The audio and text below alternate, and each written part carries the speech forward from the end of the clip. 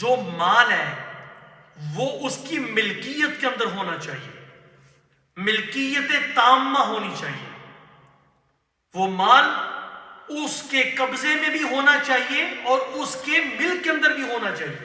دیکھنے کا شکریہ۔ مفتی عثمانی کے بیانات اور شرعی سوالات و جوابات کو لائک، شیئر اور سبسکرائب کرنا نہ بھولیے۔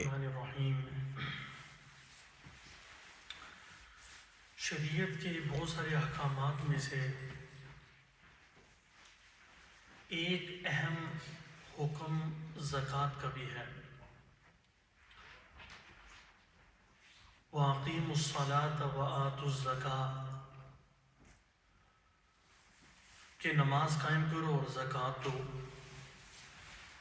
یہ جو زکوٰۃ ہے یہ صرف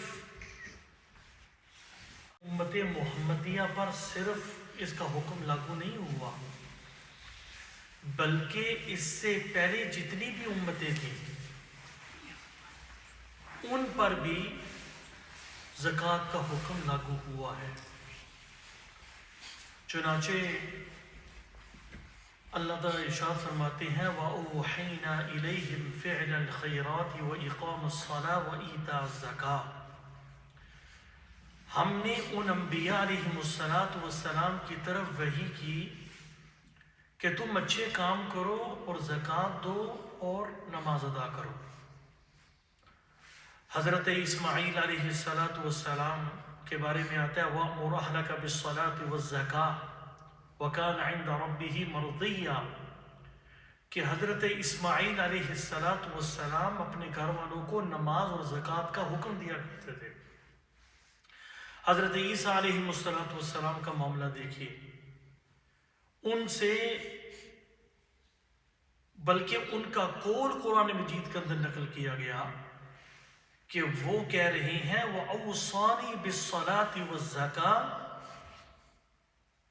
کہ مجھے میرے اللہ نے زکوٰۃ اور نماز کا حکم مجھے دیا ہے، مجھے اس کی وصیت کی ہے۔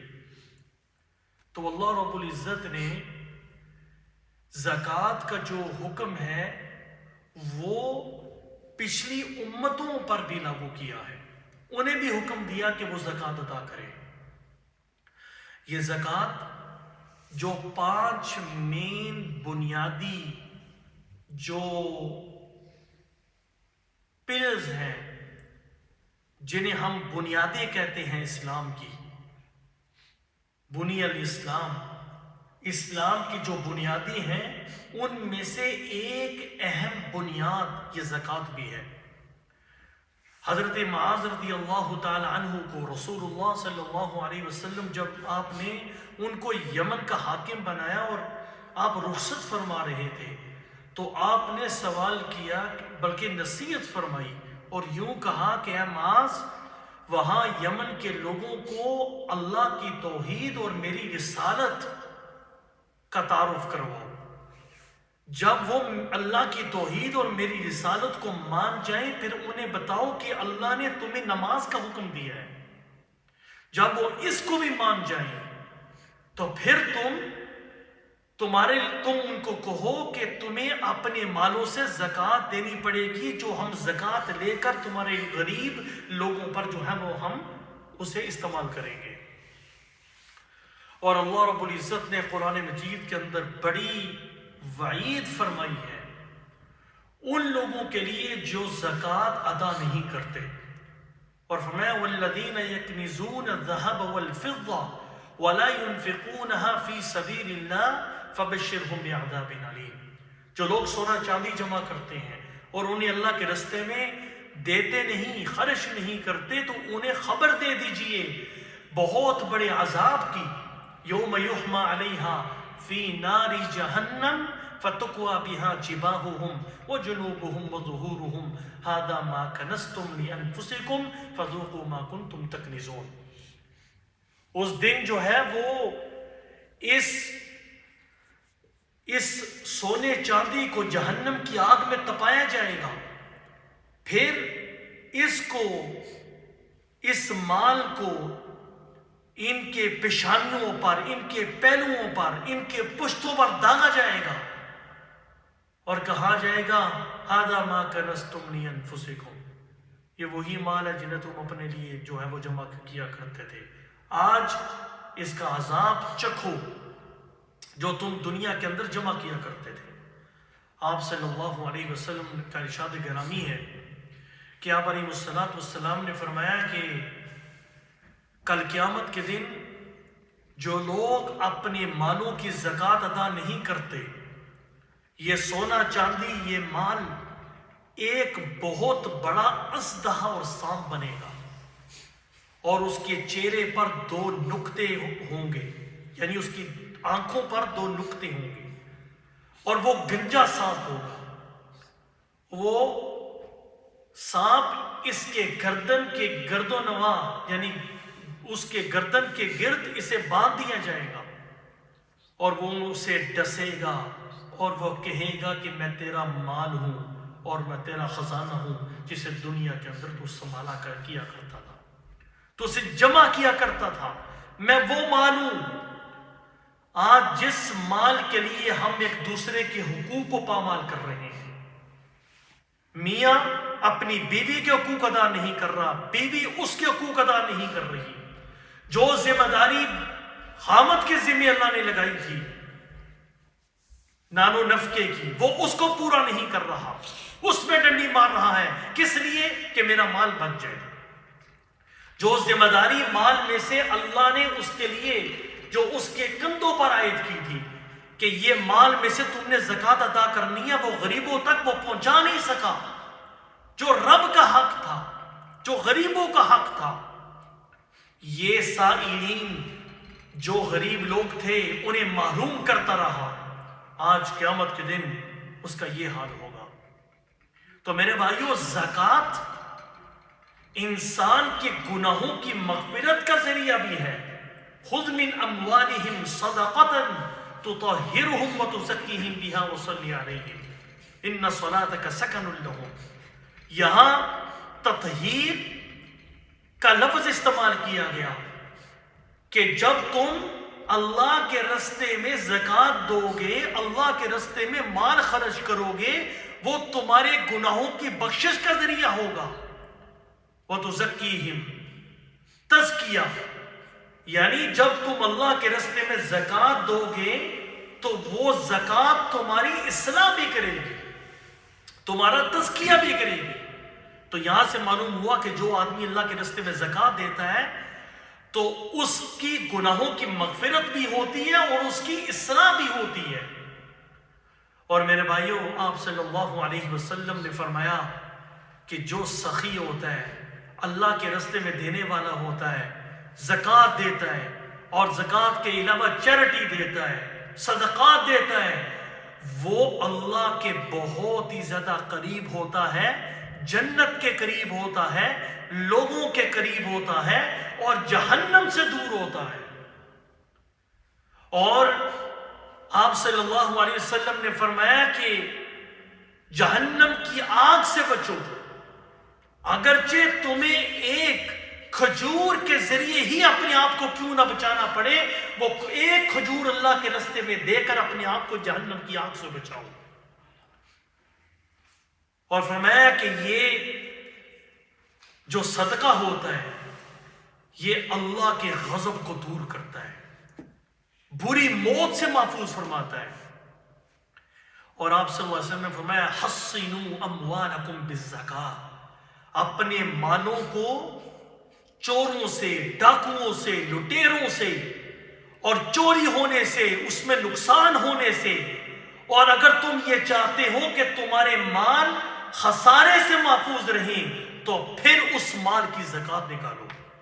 بالفاظ دیگر، جس مال کی زکوٰۃ نکالی گئی ہو نہ وہ چوری ہوتا ہے، نہ لٹیروں کے ہاتھ اس پہ جاتے ہیں اور نہ وہ خسارے میں جاتا ہے، اس لیے کہ اس مال سے زکوٰۃ نکالی گئی ہوتی ہے۔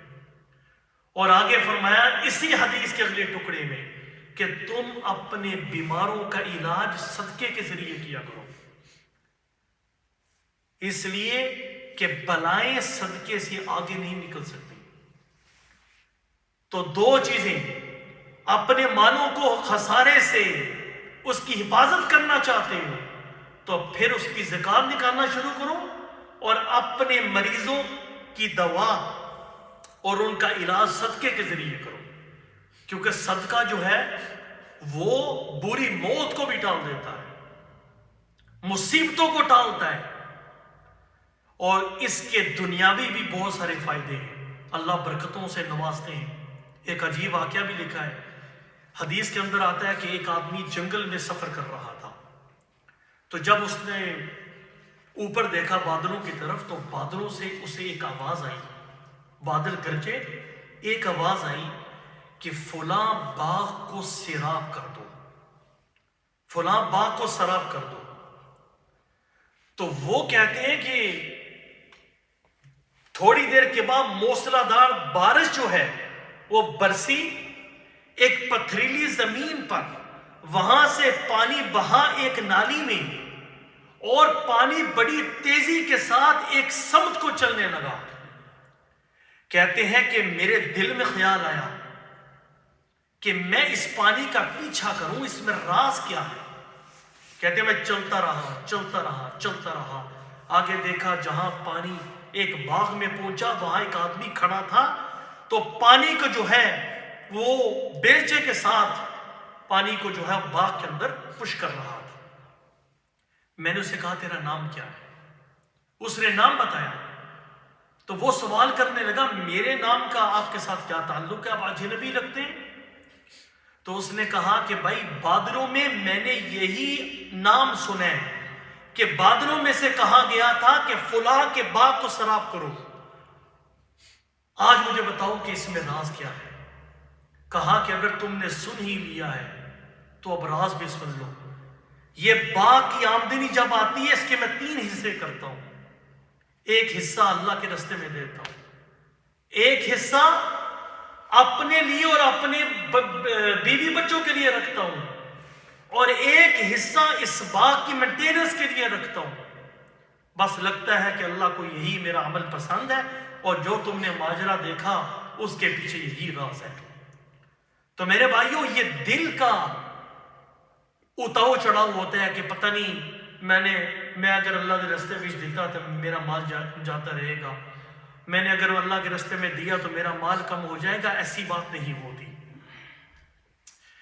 جب یہ بات ہمیں سمجھ آ گئی تو ذہن کے اندر یہ بات رکھیں کہ زکوٰۃ ہر مسلمان عاقل اور بالغ پر فرض ہے۔ اگر کوئی کافر ہوگا، کافر کو نہ زکوٰۃ دی جا سکتی ہے اور نہ کافر پر زکوٰۃ کا حکم لگایا گیا، کیونکہ وہ تو شریعت کو مانتے ہی نہیں ہے۔ تو مسلمان عاقل اور بالغ جو عقلی طور پر صحیح ہو، اسی وجہ سے مجنون پر، پاگل شخص پر زکوٰۃ واجب نہیں، گو کہ اس کے پاس مال ہو۔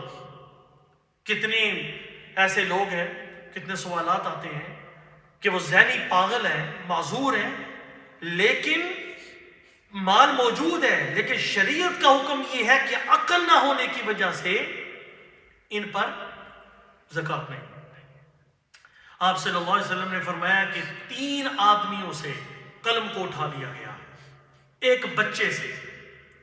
جب بچہ نابالغ ہے تو اس کی خطاؤں کو معاف کر دیا گیا جب تک وہ بالغ نہیں ہوتا۔ ایک آدمی اگر سویا ہوا ہے تو جب تک وہ اٹھتا نہیں ہے تو اس پر حکم لاگو نہیں ہوگا، جب تک جاگتا نہیں ہے۔ اور ایک مجنون شخص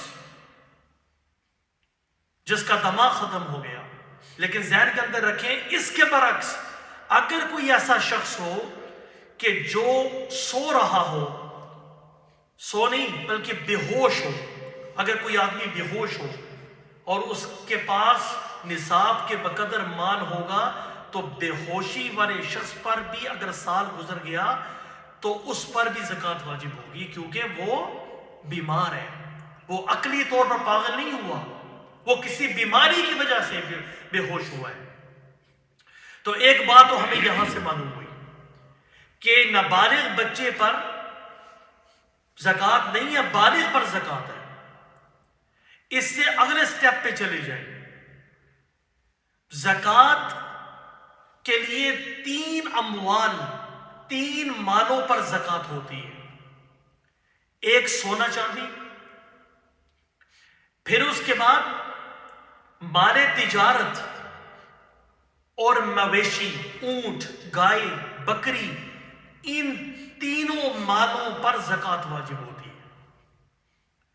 اب جو زیور ہے، سونا چاندی ہے، سونا چاندی ہاں وہ زیورات کی شکل میں ہو، ہاں وہ کسی اور شکل کے اندر ہو، اگر وہ کسی کے پاس موجود ہے اور وہ بقدر نصاب ہے تو اس پر زکوٰۃ جو ہے وہ لازم ہوگی۔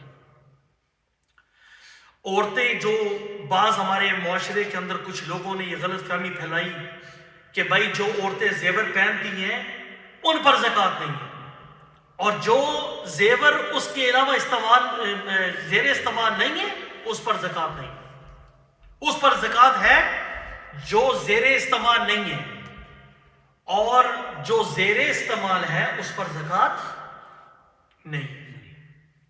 تو بھائی یہ بھی خوب سن لیجئے، آپ صلی اللہ علیہ وسلم کے پاس ایک عورت آئی اور اس کے ساتھ ایک لڑکی تھی، اس کے ہاتھوں میں کنگن تھے۔ آپ علیہ السلام نے فرمایا کہ بیٹی تو اس کی زکوٰۃ دیتی؟ سونے کے کنگن تھے، زیورات پہنے ہوئے تھے، ایسا تو نہیں تھا کہ اس نے زیور ہاتھ میں پکڑے ہوئے تھے۔ تو آپ صلی اللہ علیہ وسلم کو اس نے جواب یہ دیا کہ اللہ کے رسول نہیں۔ آپ نے فرمایا کیا تمہیں یہ پسند ہے کہ اللہ تمہیں جہنم کے کنگن اس کے بدولت پہنائے؟ اس نے فوراً اللہ کے راستے میں صدقہ کر دیا۔ تو یہ خوف تھا۔ حضرت اما عائشہ رضی اللہ تعالیٰ عنہ کے بارے میں آتا ہے کہ چاندی کے چھلے پہنے تھے انگلیوں میں۔ آپ نے فرمایا کہ عائشہ یہ کیا ہے؟ اللہ کے رسول آپ کی زینت کے لیے میں نے یہ بنوائی ہے۔ تو آپ علیہ السلام نے فرمایا کیا اس کی زکوٰۃ دیتی ہو؟ نہیں اللہ کے رسول صلی اللہ علیہ وسلم۔ آپ نے فرمایا عائشہ تمہارے جہنم میں جانے کے لیے یہی کافی ہے۔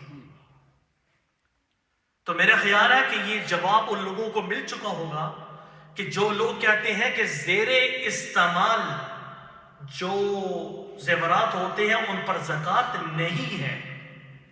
یہ 2 حدیثیں کافی ہیں کہ جس میں آپ صلی اللہ علیہ وسلم نے دونوں حدیثوں کے اندر اما عائشہ کو بھی اور اس بچی کو بھی جو اس خاتون کے ساتھ تھی، دونوں کو جہنم کی وعید سنائی ہے کہ اگر اس پر زکوٰۃ نہیں دو گے تو یاد رکھو اس پر جہنم کی وعید ہے۔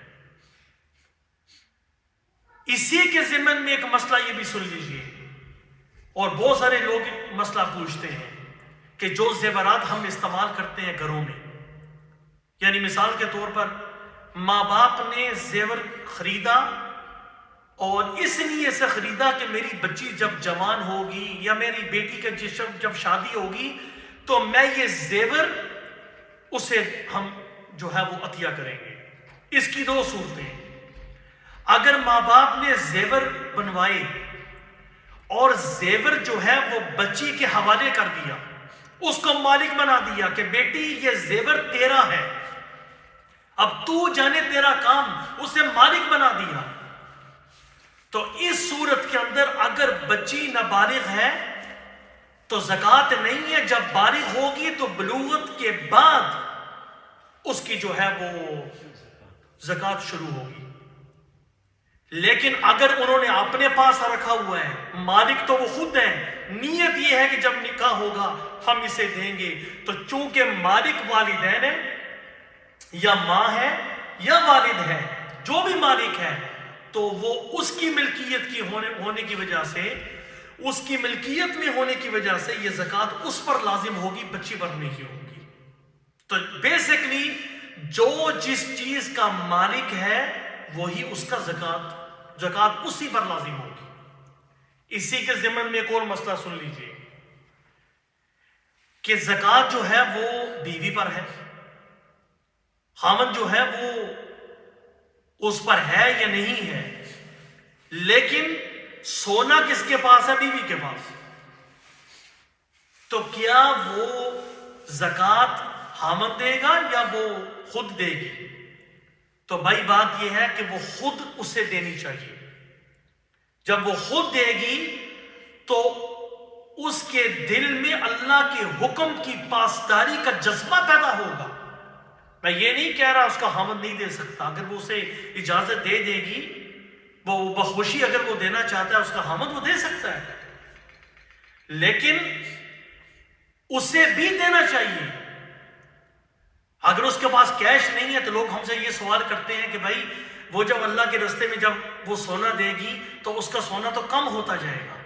بھائی سونا کم نہیں ہوگا. اگر مثال کے طور پر میں مثال دے رہا ہوں کہ ایک خاتون ہے، اس کے پاس 7.5 تولہ سونا موجود ہے، کوئی کیش نہیں ہے، کوئی چاندی نہیں ہے. اب اس پر زکوٰۃ دینا لازم ہے، بجائے اپنے خاوند کو کہنے کے کسی اور کو کہنے کے. تو بھائی وہ 7.5 تولہ پر جتنی بھی زکوٰۃ لازم ہوتی ہے تو اس کو بیچے، اس کو بیچ کے زکوٰۃ ادا کرے. تو اگلے سال اس کے بعد 7.5 تولہ ہو گئی نہیں. اگر اس کے پاس صرف سونا ہے تو اس سال اگر وہ 7.5 تولہ پر اگر زکوٰۃ دے گی تو اگلے سال وہ کم ہو جائے گا. جب وہ کم ہوگا تو اگر اس کے پاس کیش نہیں ہے، کوئی چاندی نہیں ہے، کوئی مال تجارت نہیں ہے اس کے پاس، تو پھر کیا ہوگا؟ پھر اس پر زکوٰۃ نہیں ہوگی. اس کا ہر سال کیسے کم ہوتا جائے گا؟ یہ وہ بہانے ہیں جو ہمارے معاشرے کے اندر جو ہے بڑے جو ہے وہ پھیلے ہوتے ہیں، اور ہمیں جو ہے وہ بڑا بھاری ہوتا ہے زکوٰۃ دینا زیورات کا، کیونکہ یہ بڑے محبوب ہوتے ہیں ہمیں. لیکن اس سے زیادہ محبوب، میں آپ کی طرف آتا ہوں، اس سے زیادہ محبوب چیز اللہ کا حکم ہے. آگے چلیے، جب ہمیں یہ بات سمجھ آ گئی کہ سونے زکوٰۃ یعنی سونے چاندی پر زکوٰۃ ہے. آج کل آپ نے سنا ہوگا وائٹ گولڈ، اس کا حکم کیا ہے؟ کیا یہ اس پر زکوٰۃ ہے؟ یہ نہیں. یاد رکھیے وائٹ گولڈ بھی سونا ہی ہوتا ہے. یہ اصل میں زرد سونا ہوتا ہے، اور پھر اسے جو ہے وہ تیار کر کے اسے وائٹ کیا جاتا ہے. لیکن اس سونے کی بھی 2 صورتیں ہیں. ایک صورت یہ ہے اس سونے کی، وائٹ سونے کی، کہ اس کے اندر ایک کیمیکل ہوتا ہے. اس کیمیکل کے ذریعے جو ہے اس سونے کو تیار کیا جاتا ہے، جسے ہم پلاٹینم کہتے ہیں. اگر یہ سونا پلاٹینم سے تیار ہوا ہے تو اس کا حکم یہ ہے، اگر تو وہ زیورات ذاتی استعمال کے لیے ہیں، پھر کہہ رہا ہوں اگر پلاٹینم کیمیکل کے ذریعے اور دھات کے ذریعے اس سونے کو تیار کیا گیا، وائٹ سونے کو، تو پھر اس صورت کے اندر اگر وہ زیورات ذاتی استعمال کے لیے ہیں تو پھر اس پر زکوٰۃ نہیں ہے. لیکن اگر ایک اور کیمیکل ہے، لیڈیم کہتے ہیں، اگر وہ اس دھات سے یہ وائٹ سونا تیار کیا گیا تو چونکہ اس کیمیکل کے ذریعے صرف ہول چڑھایا جاتا ہے، اسے وائٹ کیا جاتا ہے، تو پھر اس صورت کے اندر اس پر زکوٰۃ لازم ہوگی. اسی کے ضمن میں ایک اور مسئلہ سن لیں. بعض اوقات سونا مختلف دھاتوں سے، تانبا بھی شامل کیا جاتا ہے، دوسری دھات بھی شامل کی جاتی ہیں، تو پھر اس صورت کے اندر زکوٰۃ کا حکم کیا ہوگا؟ تو اس کا اصول یہ ہے کہ سونا 2 طریقے سے تیار کیا جاتا ہے. ایک وہ سونا جو مختلف تانبے، مختلف جو دوسری دھات ہوتی ہیں ان کو مکس کر کے سونا تیار کیا جاتا ہے. تو وہ تانبا اس سونے کا حصہ بن جاتا ہے، وہ مکس ہو جاتا ہے بیچ میں. تو اس صورت کے اندر اگر وہ مکس ہو جائے تو اگر سونا زیادہ ہے اور تانبا کم ہے تو پھر اس صورت کے اندر زکوٰۃ جو ہے وہ لازم ہوگی. لیکن اگر تانبا کم ہے اور سونا زیادہ ہے، یعنی سونا کم ہے اور دھات جو ہے وہ زیادہ ہے، تانبا وغیرہ، تو پھر اس صورت کے اندر زکوٰۃ لازم نہیں ہوگی. اور بعض آپ نے دیکھے ہیں زیورات کہ ان کے اوپر جو ہے وہ سونے کے اوپر جو ہے وہ دوسری دھات والی چیزیں جو ہے وہ چڑھی ہوتی ہے تانبے کی، تو اس صورت کے اندر تانبا شامل نہیں ہوگا، باقی جو سونا ہوگا اس پر زکوٰۃ ہوگی۔ اب آگے اسی ضمن میں آپ کی طرف آ رہا ہوں، اسی ضمن میں چونکہ ایک بنیاد رکھی ہے، اسی بات کو ہم آگے چلا رہا ہوں کہ مال زکوٰۃ کے لیے شرط یہ ہے کہ جو مال آپ کے پاس موجود ہو وہ نصاب کو پہنچا ہوا ہو، ٹھیک ہے؟ جو سونا آپ کے پاس ہے، اور سونے کا نصاب کیا ہے؟ اگر کسی کے پاس صرف سونا ہے 7.5 تولہ سونا اس کے پاس ہونا چاہیے، صرف سونا، کیش نہیں ہے، مال تجارت نہیں ہے، کچھ بھی نہیں ہے، صرف سونا ہے تو 7.5 تولہ۔ اگر سونا نہیں ہے، چاندی ہے صرف، تو 52.5 تولہ چاندی اس کے پاس ہونی چاہیے، اگر کچھ اور نہیں ہے۔ اگر سونا بھی نہیں ہے، چاندی بھی نہیں ہے، کیش ہے، اگر کیش 52.5 تولہ چاندی کی مقدار اس کے پاس موجود ہے تو وہ صاحب نصاب کہلایا جائے گا، اسلام کی نظر میں وہ صاحب نصاب ہے، اس پر زکوٰۃ جو ہے وہ لازم ہوگی۔ تو پہلی شرط یہ ہے کہ وہ صاحب نصاب ہونا چاہیے۔ نمبر 2، وہ جو مال ہے وہ اس کی ملکیت کے اندر ہونا چاہیے، ملکیت تامہ ہونی چاہیے، وہ مال اس کے قبضے میں بھی ہونا چاہیے اور اس کے ملک کے اندر بھی ہونا چاہیے۔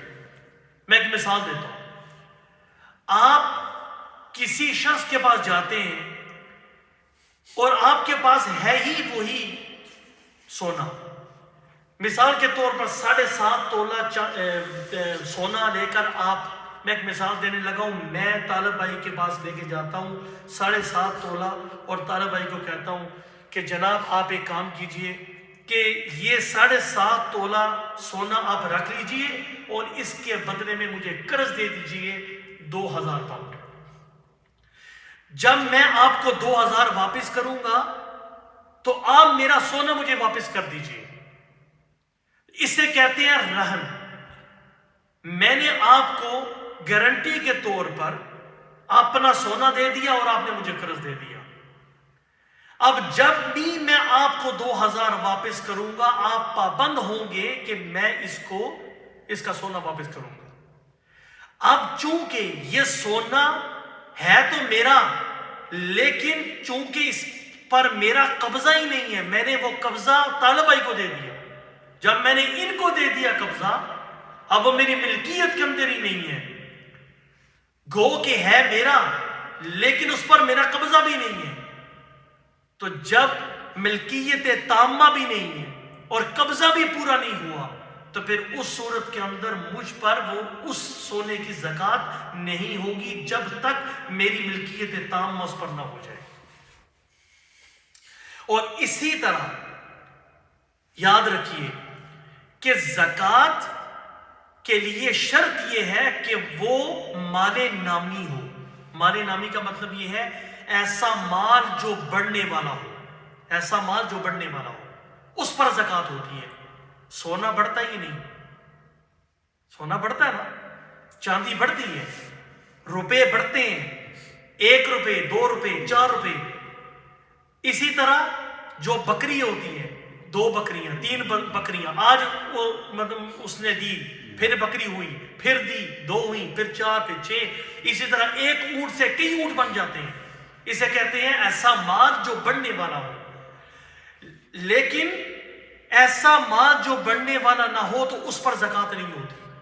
میں آپ کو ایک مثال دینے لگا ہوں، ایک دکان ہے، دکان کے اندر یا ایک فیکٹری ہے، فیکٹری کے اندر کپڑا بنتا ہے، فیکٹری بڑھنے والی تو نہیں ہے نا، فیکٹری تو ایک ہی ہے، فیکٹری 2 تو نہیں ہے نا، فیکٹری تو ایک ہے، فیکٹری بڑھتی نہیں ہے، لیکن ان مشینوں کے ذریعے جو کپڑا بن رہا ہے وہ بڑھ رہا ہے، اس پر زکوٰۃ ہوگی، کیونکہ جو فیکٹریاں ہوتی ہیں یہ مقام تجارت ہے، اور جو آلات ہوتے ہیں، مثال کے طور پر کپڑے کی فیکٹری ہے، وہ جو آلات ہیں، مشینری ہے، تو وہ مشینری ذرائع ہوتے ہیں اس تجارت کو مکمل کرنے کے، اس چیز کو بنانے کے۔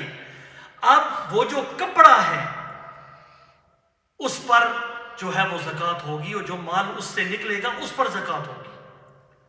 یہ ٹیکسی ہے، ٹیکسی پر جو ہے وہ زکوٰۃ نہیں ہے، لیکن ٹیکسی کے ذریعے جو آ رہا ہے، آپ نے ایک پلاٹ لیا، ایک مکان لیا، مکان آپ نے کرائے پہ دے دیا، اب مکان جو ہے وہ مال نامی تو نہیں ہے نا، بڑھنے والا نہیں ہے، لیکن اس کے ذریعے جو مال آئے گا اس پر زکوٰۃ ہوگی اگر وہ بقدر نصاب ہوا۔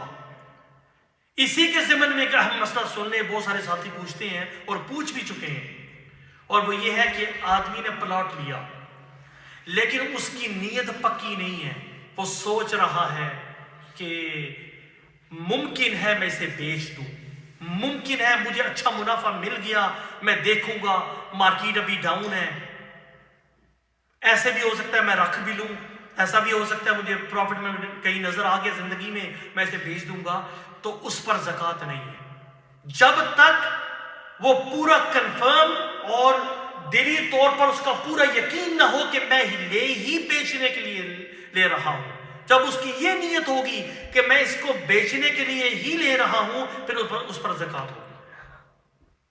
لیکن اگر متذبذب ہے، پورا یقین نہیں ہے، پھر اس صورت کے اندر اس پر زکوٰۃ جو ہے وہ لازم نہیں ہے۔ اب طالب بھائی نے ایک دو کوشچن کیے تھے، اسی ضمن میں سن لیجئے کہ ایسا شخص جس کے پاس، دیکھیں اس سوال کو بیان کرنے سے پہلے، اس کا جواب دینے سے پہلے یہ سمجھ لیجئے کہ زکوٰۃ ہر اس شخص پر لاگو ہوتی ہے کہ جو انسان کے مال سے اور اس کے حاجت اصلیہ سے زیادہ ہو۔ اگر مثال کے طور پر ایک آدمی کی حاجت یہی ہے، اس کی ضروریات میں داخل ہے، اس کے پاس 500 پاؤنڈ ہے، کوئی سونا نہیں ہے، کوئی مال تجارت نہیں ہے، کوئی چاندی نہیں ہے، 500 پاؤنڈ ہے، اور وہ 500 پاؤنڈ اس نے اپنے کپڑوں پہ لگانے ہیں، 500 پاؤنڈ اپنے کھانے پہ لگانے ہیں، یا 500 پاؤنڈ اس نے اپنی رہائش پہ لگانے ہیں، تو وہ اس کی ضروریات میں شامل ہے، اس پر زکوٰۃ نہیں ہے جو اس کی ضروریات میں شامل ہے۔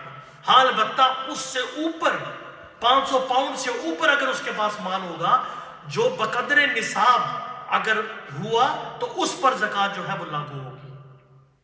جب یہ بات سمجھ آ گئی، کیونکہ شریعت نے کوئی مقدار نہیں رکھی کہ آپ کی حاجت اصلیہ میں اتنے مقدار ہونی چاہیے، اور حاجت اصلیہ کیا ہے؟ ہماری ضروریات کی چیزیں جن کے بغیر ہم زندہ نہ رہ سکیں اور ہمیں مشکلات ہوں، جس میں ہماری عزت بھی محفوظ رہے اور کھانے پینے کا انتظام بھی ہو، اس میں ہماری رہائش بھی ہے، اس میں ہماری سواری بھی ہے، اور اس میں ہمارے مکانات بھی ہیں وغیرہ وغیرہ۔ یہ چیزیں ہماری حاجت اصلیہ کے اندر، کپڑے ہیں، یہ ہماری حاجت اصلیہ میں داخل ہے۔ لیکن جو چیز حاجت اصلیہ کے اندر شامل نہیں ہے، جو ضروریات زندگی ہے اس میں شامل نہیں ہے، وہ اس سے زائد ہے، تو پھر ایسے شخص کو زکوٰۃ دینے میں ہمیں کچھ اصول دیکھنے پڑیں گے۔ اسی ضمن کے اندر اگر مثال کے طور پر ایک آدمی ہے، اس کے پاس ٹیلی ویژن ہے، آج کل ٹیلی ویژن کیڑا سستے ہیں، 5-5 ہزار کی سکرینیں لگی ہوئی ہیں، 100 انچ کی اتنی بڑی بڑی سکرین ہوتی ہے، جتنی لمبی دیوار ہے جناب اس سے بھی بڑی سکرین آج کل تو سمسنگ کی جو نئی پتلی اور وہ جو گول گول آتی ہیں جناب 4-5 ہزار پاؤنڈ کی تو سکرینیں ہیں، تو لوگوں نے گھروں پہ لگوائی ہے۔ تو بھائی جس آدمی کے پاس ٹیلی ویژن موجود ہے، میں عام ٹیلی ویژن کی بات کر رہا ہوں، تو جنہ کو لے بڑے ٹیلی ویژن بڑی بڑی سکرین ان کے بارے میں کیا خیال ہے؟ تو اگر اس کے بعد ٹیلی ویژن موجود ہے، وہ اس کی ضروریات زندگی کے اندر شامل نہیں ہے۔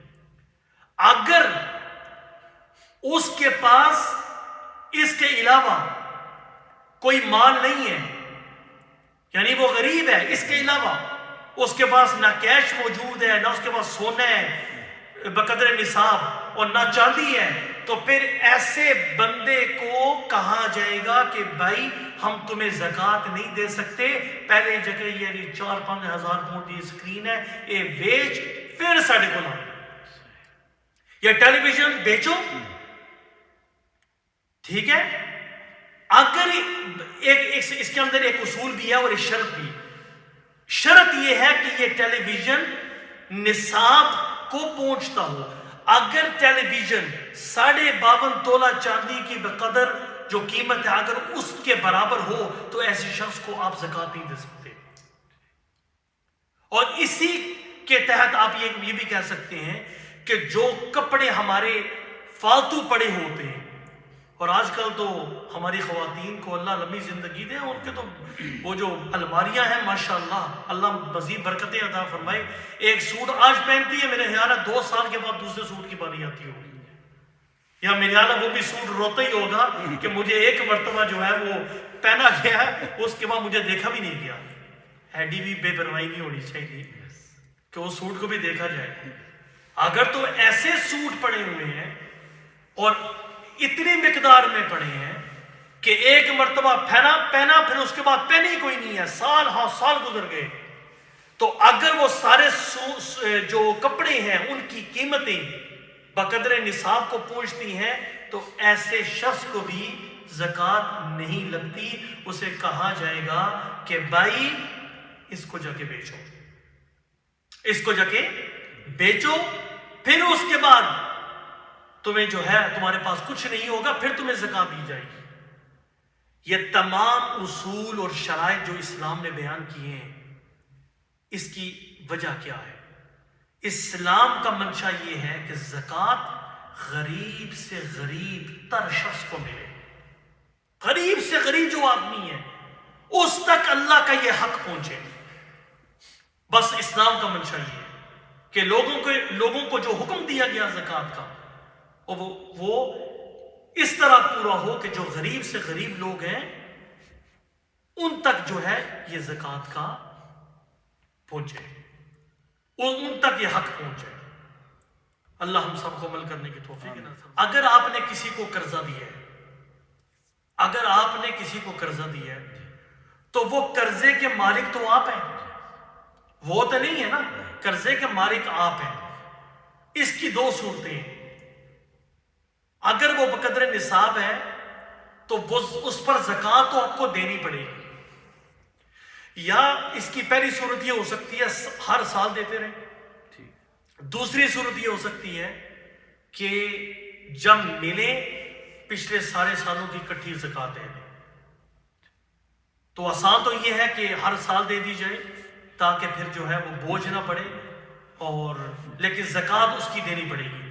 ہاں البتہ ایسی سچویشن بھی ہمارے پاس بھی آئی اور لوگوں نے پوچھا کہ اگر کوئی آدمی بھاگ جائے، مال لے کے بھاگ جائے، آج کل کے دور میں کچھ بھی ممکن ہے، مال لے کے بھاگ جائے یا کہیں چلا جائے اور پھر نظر ہی نہ آئے تو پھر کیا ہے؟ اگر آپ کو نا امیدی ہو چکی ہے کہ یہ بندہ مجھے پیسے واپس نہیں کرے گا تو پھر آپ پر زکوٰۃ لازم نہیں ہے۔ آپ کو پتہ چل گیا کہ اس کی حالت ہی کوئی نہیں ہے دینے والی، یہ لے گیا وعدہ کر کے لیکن اب دے نہیں سکتا اور اس کی کوئی حالت نہیں ہے، پھر آپ پر زکوٰۃ لازم نہیں ہوگی۔ لیکن اگر آپ کو یقین ہے کہ یہ مال مجھے واپس ملے گا تو پھر زکوٰۃ لازم ہوگی۔